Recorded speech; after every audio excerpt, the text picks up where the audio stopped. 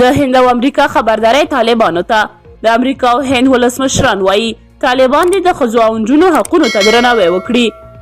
امریکا ته د هند لومړي وزیر نریندرا مودي سفر پر مهال د امریکا له ولسمشر جو بایډن او نورو لوړپوړو چارواکو سره د ځینو مسایلو ترڅنګ پر افغانستان هم خبرې کړې دي. دا وروسته له ډېره وخته لومړی ځل دی چې ولسمشر بایډن پر افغانستان خبرې کوي او په اړه یې خبر پاڼه خپروي. ښاغلی بایډن د افغانستان په اړه ځینې وخت داسې څرګندونې کوي چې ځینې خلک یې کواکه بولي.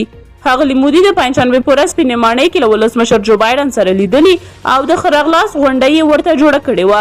د سپینې ماڼۍ لخوا په خپره شوې اعلامیه کې راغلي دي دواړو مشرانو د افغانستان په تړاو هم خبرې او بحث کړی دی. په اعلامیه کې ویل شوي ولسمشر بایډن او لومړی وزیر نریندرا مودي د یوه سوله ییز امن او باثبات افغانستان لپاره پر خپل کلک ملاتړ ټینګار کړی دی. دواړو مشرانو دغه راز د اوسني بشري وضعیت په اړه هم خبرې کړې دي او افغانانو ته یې د بیړنیو بشري مرستو د دوام پر اړتیا موافقه کړې ده. دوی په افغانستان کې د طالبانو له حکومت غوښتنه کړې چې د ملګرو ملتونو د امنیت شورا 2593 پریکړه لیک ته غاړه کیږدي چې له مخې د افغانستان خاوره هیڅکله د کوم هیواد د ګواښلو یا برید ترهګرو ته د پناه ورکولو او روزنې یا د ترهګریزو بریدونو د پلان او تمویل لپاره نه کارول کیږي.